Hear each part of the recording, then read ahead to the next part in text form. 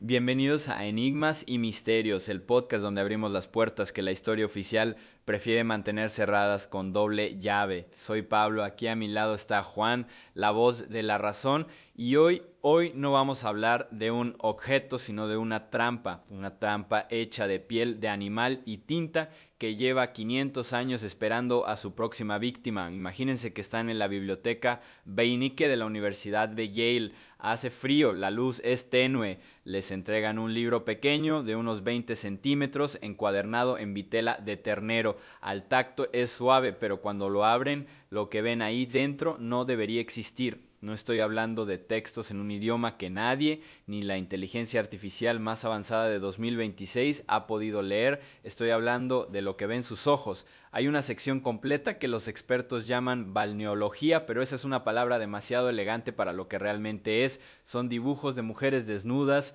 ninfas pálidas con los estómagos extrañamente hinchados, sumergidas en piscinas de un líquido verde espeso, y lo peor no es eso. Lo peor es que esas piscinas están conectadas por una red de tubos orgánicos, tuberías que parecen intestinos humanos o trompas de falopio gigantes, creando un sistema biológico imposible. No hay hombres, solo estas mujeres atrapadas en una maquinaria orgánica que parece estar cultivando algo. Es una imagen que te revuelves el estómago porque se siente enferma, se siente como si estuvieras viendo un manual de biología de otro planeta o una pesadilla dibujada a mano en el siglo XV.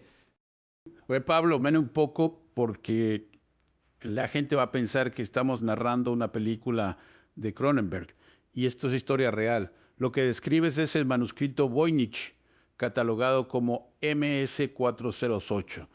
Y aunque tu descripción suena a terror gótico, lo inquietante es que es un objeto físico real que ha pasado por las manos de emperadores y científicos. El carbono 14 no miente. Se hizo entre 100 y 1438. Alguien despellejó 15 vacas para escribir esto. No es un garabato en una servilleta, es una inversión de una fortuna para la época. Pero tiene razón en algo, la atmósfera del libro es opresiva. Esas ilustraciones de las mujeres en los tubos no tienen sentido médico ni alquímico conocido. Es como si el autor hubiera intentado dibujar procesos microscópicos 500 años antes de que se inventara el microscopio. Es que ahí está el problema, Juan. No es solo un libro raro. Yo tengo la teoría de que Voynich funciona como un virus mental, un parásito de papel. Piensen en William Friedman. Este hombre no era un aficionado, era el padre de la NSA, la Agencia de Seguridad Nacional de Estados Unidos. Estamos hablando del genio que rompió el código púrpura de los japoneses durante la Segunda Guerra Mundial, una mente brillante capaz de desentrañar secretos militares que salvaban vidas. Friedman miró al abismo de este libro y el libro le devolvió la mirada. Se obsesionó. Durante 40 años, este hombre dedicó su vida, su tiempo libre, organizaba cenas exclusivamente para intentar romper el código del Voynich. Imaginen la frustración, derrotar a los imperios del eje, pero no poder leer una sola palabra de un librito de monjes locos. El Voynich se comió la mente del mejor criptoanalista del siglo XX y no le dio ni una migaja a cambio. Y el final de esa historia es lo que realmente debería preocuparnos. Friedman murió sin traducir nada, absolutamente nada. Pero antes de irse dejó una conclusión que hiela la sangre a cualquiera que intente estudiarlo hoy. Su advertencia final fue clara y devastadora. Esto no es un código oculto que estamos fallando en descifrar. Friedman creía que el libro es una burla, un chiste sin gracia diseñado para que mentes brillantes pierdan la razón buscando un sentido que nunca existió. Friedman se fue a la tumba creyendo que era una burla, un chiste cósmico, pero piénsenlo un segundo. ¿Quién dedica 40 años de su vida a un chiste? Bienvenidos a Enigmas y Misterios, el podcast donde exploramos esos rincones oscuros que la historia oficial prefiere ignorar. Soy Pablo y a mi lado, como siempre, está Juan, el hombre que necesita ver el recibo de compra para creer en el milagro. Y hoy, amigos, hoy estamos ante lo que yo llamo el Everest de la criptografía. Y me gusta ese nombre porque el Everest es hermoso, sí, pero está lleno de cadáveres de gente muy preparada que intentó subir y falló. Con el manuscrito Voynich pasa exactamente lo mismo. No hay cadáveres físicos, pero sí hay reputaciones destrozadas, carreras académicas arruinadas y mentes brillantes como la de Friedman, que terminaron obsesionadas persiguiendo fantasmas en estas páginas. Es el único libro del mundo que literalmente nadie puede leer, ni una palabra, cero, nada. Hola a todos. Y a ver, Pablo, bajemos un poco al suelo. No es un libro mágico que flota en el aire, es un objeto físico que está ahora mismo en una caja de seguridad climatizada en la biblioteca Beinecke de la Universidad de Yale. Lo tienen catalogado como MS-408, un nombre bastante aburrido para algo tan raro. Y aunque me encanta tu metáfora del Everest, la realidad es más frustrante. Los científicos lo han bombardeado con todo: datación por radiocarbono, análisis de tintas, microscopía electrónica, y el libro resiste. Es como una caja fuerte pintada a mano. La Universidad de Arizona confirmó que es de principios del siglo XV, así que sabemos que el objeto es auténtico, no es una falsificación moderna hecha con Photoshop. Pero el contenido, ahí es donde la ciencia choca contra la pared. Es el objeto más misterioso que tiene Yale y tienen cosas muy raras en ese sótano. Es que esa es la cuestión. Tienes el objeto más protegido de una de las universidades más prestigiosas del mundo, y nadie sabe si es la llave a un conocimiento perdido de la humanidad o simplemente la broma más cara de la historia. Y digo cara porque aquí entramos en el terreno de lo absurdo. Si fuera una estafa, el estafador invirtió una fortuna. No es papel, gente, es vitela, piel. Y eso cambia toda la ecuación económica del misterio. Para entender por qué la inteligencia artificial moderna está obsesionada con esto, primero tenemos que contar cuántas vacas tuvieron que morir para crearlo. Imaginen por un segundo el olor de un taller de curtido medieval. Sangre, piel animal, cal viva. No es un lugar bonito, pero es donde nace nuestro misterio, porque cuando decimos que el manuscrito Voynich es un libro, nuestra mente moderna piensa en papel, en pulpa de madera, en algo que puedes comprar por 5 euros en una papelería, pero esto es vitela, piel de alta calidad. Para fabricar las 240 páginas que conservamos hoy, alguien tuvo que sacrificar, desollar y tratar la piel de al menos 15 terneros, 15 animales completos. Piensen en la logística de eso en el año 1400.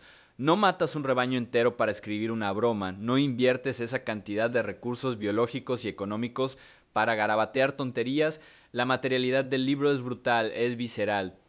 Tocar esas páginas es tocar la piel de algo que estuvo vivo hace 600 años. Y lo más inquietante es que quien quiera que haya sido el autor no solo tenía el dinero para comprar esta montaña de piel, sino que tenía una confianza aterradora en lo que estaba haciendo. Cuando escribes en papel y te equivocas, lo tiras. Cuando escribes en piel de ternero que costó una fortuna, el error no es una opción. Y sin embargo, el Voynich está limpio. No hay dudas, no hay correcciones. Espera, Pablo, déjame ponerle el sello de realidad a lo que dices, porque la ciencia te respalda en esto y es importante que la gente entienda que no estamos especulando. En 2009, la Universidad de Arizona se tomó esto en serio. Cortaron fragmentos milimétricos del borde de 4 páginas diferentes y los metieron en un espectrómetro de masas para la prueba de carbono 14. El resultado fue un golpe en la mesa para todos los escépticos que decían que esto era una falsificación victoriana hecha por el propio Wilfrid Voynich para ganar dinero. El carbono 14 no miente. La piel de esos animales dejó de respirar entre 100-204 y 1438. Estamos hablando de un objeto que es con un 95% de certeza anterior a la imprenta de Gutenberg. Así que sí, el soporte es real, la antigüedad es real. El problema es que tener un lienzo auténtico no garantiza que la pintura no sea un disparate. Pero es un disparate ejecutado con una perfección inhumana, Juan. Y aquí es donde la cabeza me empieza a dar vueltas. Mencioné que no hay errores, pero tienen que entender la magnitud de eso. Los expertos que han analizado la caligrafía, gente que se dedica a estudiar trazos medievales con microscopios, dicen que la pluma nunca se detuvo. No hay pausas para pensar qué palabra pongo ahora. El texto fluye con la misma velocidad y naturalidad con la que tú o yo escribiríamos la lista de la compra. Quien escribió esto o bien estaba copiando algo que tenía delante o tenía este idioma imposible completamente integrado en su cerebro. Es como ver a alguien hablar un idioma alienígena con fluidez nativa. Y no solo es el esfuerzo de escribirlo, alguien, mucho después de que la tinta se secara, decidió que este objeto valía más que su peso en oro. Y no estoy usando una metáfora barata. Ahí es donde entra la figura del emperador Rodolfo II de Habsburgo. Y ojo, porque Rodolfo no era un comprador cualquiera, era el coleccionista más obsesivo de Europa, un tipo que llenaba su castillo en Praga de curiosidades, magos y alquimistas. Los registros históricos sugieren que Rodolfo pagó 600 ducados de oro por este libro, para que se hagan una idea y no se pierdan en la inflación histórica. 600 ducados en el siglo XVII no era el precio de un libro raro, era el precio de una propiedad inmobiliaria de lujo. Literalmente podrías haberte comprado una mansión o un castillo pequeño con ese dinero. Pagar eso por un volumen que nadie podía leer es, financieramente hablando, una locura absoluta o una fe ciega. Y esa es la paradoja que nos mantiene despiertos por la noche. Tenemos un objeto bañado en sangre de ternero, validado por la física nuclear del siglo XXI y valorado históricamente como un tesoro imperial. Todo el mundo, desde el curtidor de la piel en 1404 hasta el emperador en 1600, trató este libro como lo más valioso del mundo. Pero nosotros, con toda nuestra tecnología, seguimos viendo dibujos de plantas que no existen y palabras que no suenan. Alguien gastó el precio de una mansión medieval para escribir este libro. La pregunta es, ¿lo escribieron para iluminar a la humanidad o para estafar a un emperador crédulo? Y la respuesta más lógica, la que te daría cualquier detective de homicidios si viera este caso hoy, es la estafa. Porque, seamos honestos, la historia tiene un sospechoso perfecto, un tipo que parece sacado de una película de Guy Ritchie pero en el siglo XVI. Les presento a Edward Kelly. Si no conocen a Kelly, imaginen a un hombre carismático, un alquimista, un medium que afirmaba hablar con ángeles a través de una bola de cristal y que por cierto tenía las orejas cortadas. En esa época, cortarle las orejas a alguien era la marca oficial de los falsificadores. Kelly llegó a Praga de la mano del famoso John Dee, el mago de la reina Isabel I, y juntos se metieron en la corte de Rodolfo. La teoría es brutalmente simple. Kelly, el hombre sin orejas que necesitaba dinero desesperadamente, fabrica un libro lleno de símbolos sin sentido, le dice al emperador que contiene los secretos de la piedra filosofal o la vida eterna, cobra la fortuna y desaparece en la niebla. Es perfecto. Explica por qué nadie lo puede leer, porque no dice nada. Explica los dibujos raros, son distracciones visuales. Durante mucho tiempo los historiadores durmieron tranquilos pensando que el Voynich era simplemente la broma más cara de la historia, un pisapapeles de lujo diseñado para sacarle el dinero a un rico obsesionado con la magia. Caso cerrado, ¿verdad? Bueno, no tan rápido. Espera, Pablo, porque esa teoría tiene todo el sentido del mundo desde el punto de vista criminal. Se llama la navaja de Ockham. La explicación más simple suele ser la correcta. Si tienes un libro ilegible y un falsificador convicto en la misma habitación, 1 más 1 son 2. De hecho, Kelly ya se había inventado un idioma antes, el enoquiano, que supuestamente le dictaban los ángeles. Así que el tipo tenía el perfil, la habilidad y el motivo económico. Hasta aquí yo compro la teoría del fraude. Es decepcionante porque nos quita la mística, pero es sólida. Sin embargo, mencionaste que el caso no está cerrado. ¿Qué fue lo que rompió esta explicación tan elegante? Lo que rompió en Septisklatenpusen, también fue el ciento, siguiendo desde los cifras del interior, según el sitio moderna, a ganar algo que eran máximos de efectos. Descubrió algo que hoy llamamos la ley de Zipf. Escuchen bien esto porque es fascinante. Zipf se dio cuenta de que en todos los idiomas humanos, absolutamente todos, desde el inglés hasta el mandarín o el quechua, las palabras siguen un patrón matemático muy rígido. La palabra más usada aparece el doble de veces que la segunda, el triple que la tercera, y así sucesivamente. Es una curva descendente perfecta. Si tú te sientas a escribir letras al azar o si inventas un código secreto en tu cabeza para engañar a alguien, no puedes replicar esa curva. Tu cerebro no funciona así de forma natural, acabarías repitiendo patrones de forma caótica o demasiado uniforme. El galimatías aleatorio es plano. El lenguaje humano tiene una firma matemática, una huella dactilar estadística. Pues bien, hace unos años metieron el texto del manuscrito Voynich en computadoras potentes para analizar la frecuencia de sus 35.000 palabras. Y aquí es donde a los científicos se les heló la sangre. El Voynich cumple la ley de Zipf con una precisión quirúrgica. No es ruido, no es aporrear el teclado, las palabras fluyen, se repiten y se organizan exactamente como lo haría un lenguaje natural y orgánico que ha evolucionado durante siglos. A ver, déjame poner esto en perspectiva para que se entienda la magnitud del problema. Estás diciendo que si esto fuera una estafa hecha por Kelly o quien sea en el siglo XV, ese estafador tendría que haber intuido una ley estadística que no se descubriría hasta 300 años después. Para falsificar la ley de Zipf a mano, sin una computadora, tendrías que llevar una contabilidad mental de cada palabra que escribes a lo largo de 240 páginas, haciendo cálculos logarítmicos en tu cabeza para asegurarte de que la frecuencia de cada símbolo sea la correcta. Eso es humanamente imposible. Es como si Leonardo da Vinci hubiera pintado un código QR funcional en la Mona Lisa. Simplemente no tenían la tecnología intelectual para falsificar algo tan complejo. Exacto, y eso nos deja en un lugar de tensión insoportable, porque si no es una estafa, entonces un mensaje real significa que alguien en algún lugar hablaba esto, pensaba en esto, amaba en esto, pero entonces miras de nuevo las páginas ya no buscando el texto, sino las ilustraciones, buscando una pista de dónde vino este autor genial y te encuentras con el folio 93R, hay una planta dibujada ahí.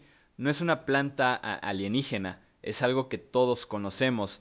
Parece un girasol común y corriente. El problema es que el libro se escribió, según el carbono 14, a principios del 1400, y los girasoles son de América. No llegaron a Europa hasta que Colón y los conquistadores los trajeron casi un siglo después. Las matemáticas dicen que es un idioma real, pero entonces, ¿por qué los dibujos nos dicen que el autor viajó en el tiempo? Imaginen por un momento que estamos en la sala de lectura de la Universidad de Yale.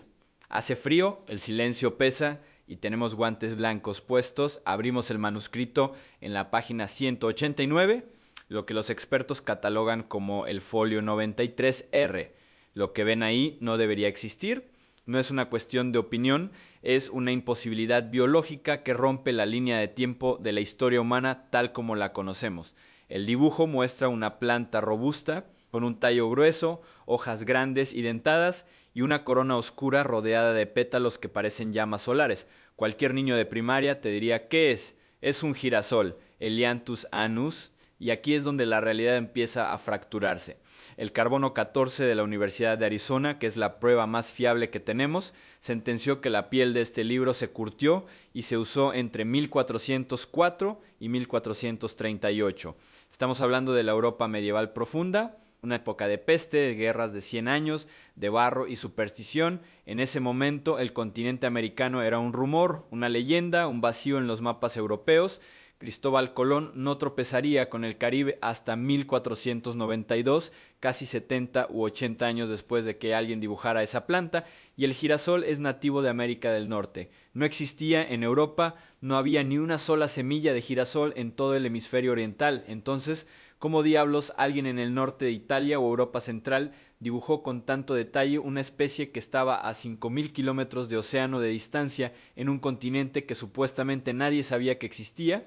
Es como encontrar un dibujo técnico de un iPhone en un papiro egipcio, te obliga a elegir entre dos opciones aterradoras: o nuestra cronología del descubrimiento de América es una mentira absoluta, o el autor de este libro tenía acceso a una fuente de información que desafía las leyes de la física y la geografía.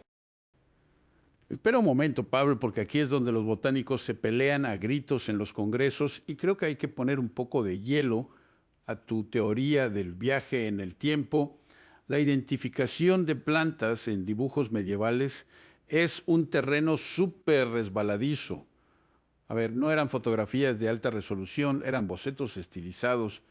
Hay una corriente muy fuerte de expertos, y hablo de gente seria, que dice que lo que vemos en el folio 93R no es un girasol, sino una Carlina acaulis, un tipo de cardo que sí existía en los Alpes europeos, o quizás una Inula elemio. El argumento es la pareidolia. Vemos un girasol porque conocemos los girasoles, pero un monje del siglo XV podría haber estado dibujando una margarita deforme o una hierba medicinal local mal interpretada. Si aceptamos que es un girasol, tenemos que reescribir los libros de historia desde cero y la ciencia necesita pruebas extraordinarias para afirmaciones extraordinarias. Un dibujo ambiguo no es prueba suficiente para decir que alguien cruzó el Atlántico en secreto antes que Colón. Te aceptaría lo del cardo o la margarita deforme si fuera un caso aislado, Juan. Pero es que no solo el girasol. Si pasas las páginas, te encuentras con cosas que se parecen sospechosamente al capsicum, o sea, al pimiento rojo, otra planta 100% americana. Y hay una que es idéntica a la hoja de un agave mexicano. ¿Cuántas coincidencias visuales necesitamos para dejar de llamarlo pareidolia y empezar a llamarlo evidencia? Además, miren el tamaño y la escala de los dibujos. El autor del Voynich no era un mal dibujante. Cuando dibuja raíces, dibuja sistemas radiculares complejos. Cuando dibuja hojas, respeta la filotaxia, el orden en que brotan del tallo. No parece alguien que dibuje una margarita pequeña y la convierta por error en un gigante solar. La sensación que te da al ver el folio 93 es de reconocimiento instantáneo. Y si descartamos la pareidolia, nos quedamos solos en una habitación oscura con teorías muy incómodas. ¿Hubo un contacto precolombino que se mantuvo en secreto? Sabemos que los vikingos llegaron a Canadá siglos antes, pero los girasoles no crecen en la tundra de Terranova, crecen mucho más al sur. Para ver uno, tendrías que haber bajado hasta lo que hoy es Estados Unidos o México. ¿Quién hizo ese viaje? Volvió a Europa, se cayó la boca y escondió el secreto en un código indescifrable 60 años antes de que Colón se llevara el crédito. O peor aún, ¿y si el conocimiento no vino de un viaje físico? Los alquimistas de la corte de Rodolfo II, donde apareció el libro años más tarde, estaban obsesionados con la visión remota, con hablar con ángeles, con acceder a la biblioteca universal. Suena locura esotérica, pero el libro está ahí, tangible, fechado científicamente en una época imposible para su contenido. A ver, dejemos de lado a Los Ángeles por un segundo y volvamos a la data dura, que es lo único que me mantiene cuerdo en este podcast. Lo que hace que esto sea un callejón sin salida es la física del material. La prueba de carbono 14 de 2009 no solo nos dio la fecha de la vitela, 1420 aproximadamente, sino que descartó que fuera una falsificación moderna hecha sobre papel antiguo. Las tintas se analizaron por microscopía y espectroscopía Raman y resultaron ser consistentes con recetas del Renacimiento temprano: hierro, agallas de roble, malaquita molida para los verdes. No hay químicos modernos. Así que tenemos un libro físico, materialmente anclado a principios del siglo XV, que contiene información botánica que, según la historia oficial, no debería haber llegado a Europa hasta 1493 con el regreso de la Niña y la Pinta. Es un anacronismo físico. Es como encontrar un reloj digital en una tumba romana. No encaja. Y eso es lo que vuelve locos a los criptógrafos de la NSA y a los historiadores. No pueden decir que es falso, pero no pueden explicar por qué es verdadero. Y esa es la verdadera pesadilla del manuscrito Voynich. No es que no podamos leerlo, es que lo que vemos, las imágenes que sí entendemos, nos están gritando que nuestra comprensión del mundo está incompleta. Nos hemos pasado un siglo intentando traducir las palabras, pensando que el secreto estaba en el texto, pero ¿y si el texto es la distracción? ¿Y si el verdadero mensaje es que hubo una era de exploración o de ciencia perdida que fue borrada de los registros oficiales y solo sobrevivió en este cuaderno de piel de vaca? Nos da miedo pensar que hubo gente antes que nosotros que sabía más que nosotros. Pero agárrense fuerte, porque aquí viene el golpe final de esta sección. Hasta ahora hemos hablado de plantas y fechas, cosas que podemos ver a simple vista, pero la tecnología no se detiene. En los últimos 3 años hemos dejado de mirar el libro con nuestros ojos y hemos empezado a mirarlo con ojos digitales. Nuevos escaneos multiespectrales y análisis de inteligencia artificial han penetrado las capas de tinta y lo que han encontrado cambia el juego por completo. Si la historia está mal, el libro dice la verdad, y si el libro dice la verdad, lo que encontraron en los últimos escaneos de IA debería aterrorizarnos. A ver, paren todo. Olviden por un segundo las plantas de otro mundo y las mujeres en piscinas verdes. Quiero que visualicen al tipo que escribió esto. Imaginen a un monje o a un escriba sentado a la luz de una vela en 1420. Tiene una pluma de ganso, tinta de agallas de hierro y una hoja de vitela que costó una fortuna. Empieza a escribir y aquí es donde entra el vértigo, la sensación de que el suelo se abre bajo tus pies, porque cualquier experto en caligrafía medieval como René Samburin te va a decir lo mismo. Cuando un humano escribe un libro de 240 páginas a mano, comete errores, se detiene, moja la pluma, duda, tacha una palabra, corrige. Es la naturaleza humana, el cerebro necesita procesar el lenguaje antes de mover la mano, pero el manuscrito Voynich no tiene eso, no hay ni una sola tachadura en todo el libro, no hay pausas. El trazo es continuo, fluido, rápido, es una ametralladora de símbolos. El análisis grafológico dice que quien escribió esto no estaba pensando en lo que escribía, no estaba traduciendo en su cabeza, estaba copiando algo que ya existía o, y esto es lo que me quita el sueño, estaba canalizando un flujo de datos continuos sin detenerse a respirar. Es una fluidez sobrehumana, es como si una impresora láser del siglo XV hubiera cobrado vida y hubiera impreso 170,000 caracteres sin atascarse ni una sola vez. Y si eso no les da escalofríos, esperen a escuchar lo que la inteligencia artificial encontró cuando dejó de intentar leer las palabras y empezó a mirar dentro de la tinta. Mira, Pablo, tengo que frenarte ahí porque suena muy místico, pero la estadística te da la razón de la forma más inquietante posible. Lo que dices de la fluidez es cierto, pero el problema es matemático. El texto cumple con la ley de Zipf a la perfección. Para los que no sepan, es una regla estadística que cumple en todos los idiomas naturales. La palabra más usada aparece el doble que la segunda, el triple que la tercera y así. El Voynich cumple esto mejor que muchos textos reales, pero aquí está la trampa lógica. Para inventar un idioma falso que cumpla la ley de Zipf en 1400, tendrías que ser un matemático del futuro con una supercomputadora, porque esa ley no se descubrió hasta 1935. Entonces tenemos una paradoja imposible. O es un idioma real que fluyó del cerebro del autor sin un solo error ortográfico en 200 páginas, lo cual es cognitivamente imposible para un humano, o es un algoritmo generado por alguien que conocía las matemáticas del siglo XX 500 años antes. Ninguna de las dos opciones tiene sentido histórico.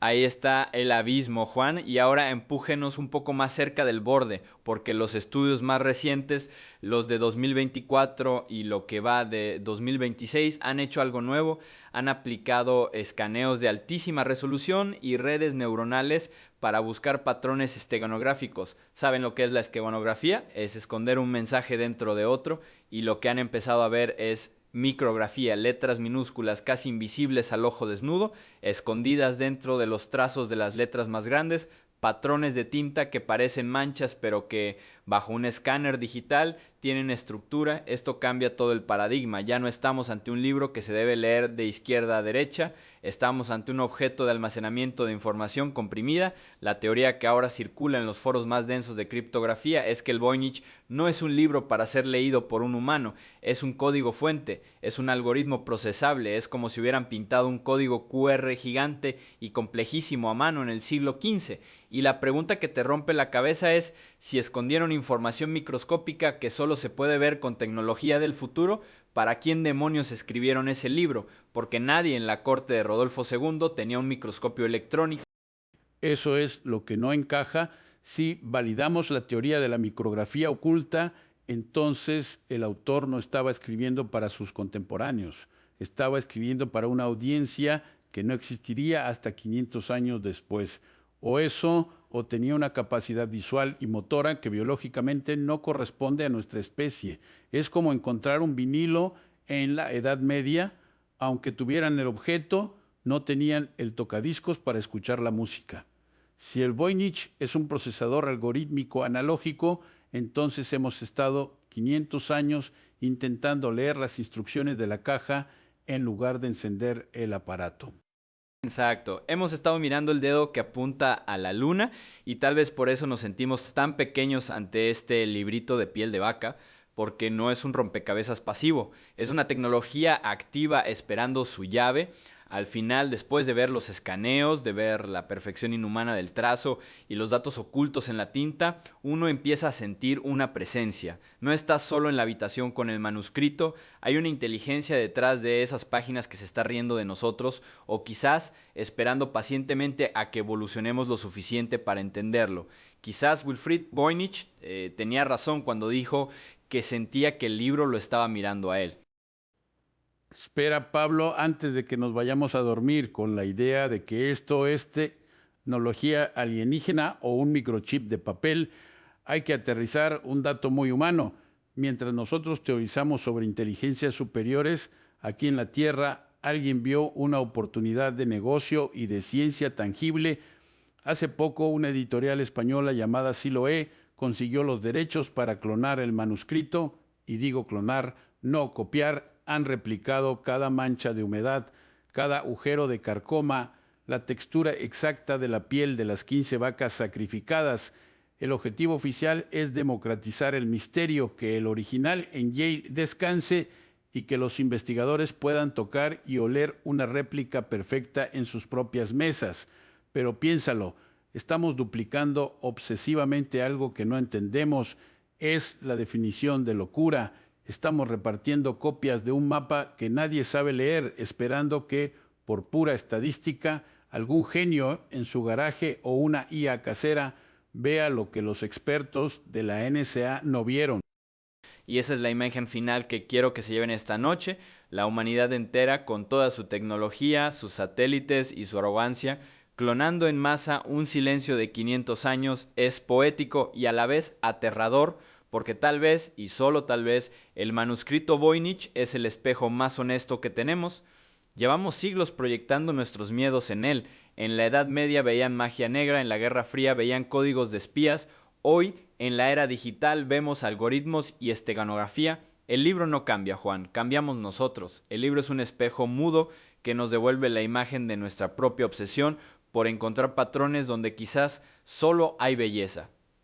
Y si el gran chiste cósmico es que no hay nada que descifrar, y si esas plantas imposibles y esas mujeres en tubos no son un código, sino una realidad que hemos olvidado cómo ver, quizás el libro esté escrito en el idioma de la naturaleza, un lenguaje que hablábamos antes de ponerle etiquetas en latín a todo, y ahora, llenos de ruido y notificaciones, somos incapaces de escuchar. El Voynich no es un candado, es una puerta abierta a un jardín que ya no existe, y ahí se queda, mirándonos desde la vitrina de Yale, desafiándonos a entender que hay cosas en este universo que no requieren una contraseña, sino simplemente abrir los ojos de otra manera. Y con esa inquietud los dejamos por hoy. Esto ha sido Enigmas y Misterios. Si este viaje a la locura medieval les gustó, ya saben qué hacer. Suscríbanse, activen la campanita y compartan este episodio con ese amigo que necesita una buena dosis de insomnio. Déjenos en los comentarios su teoría. ¿Es un fraude? ¿Es un código? ¿O es algo peor? Yo soy Pablo. Y yo soy Juan. Gracias por escucharnos hasta el final. Cierren bien las puertas, apaguen las pantallas y por favor, si sueñan con plantas que no existen, no intenten escribirlas. Nos vemos en la oscuridad.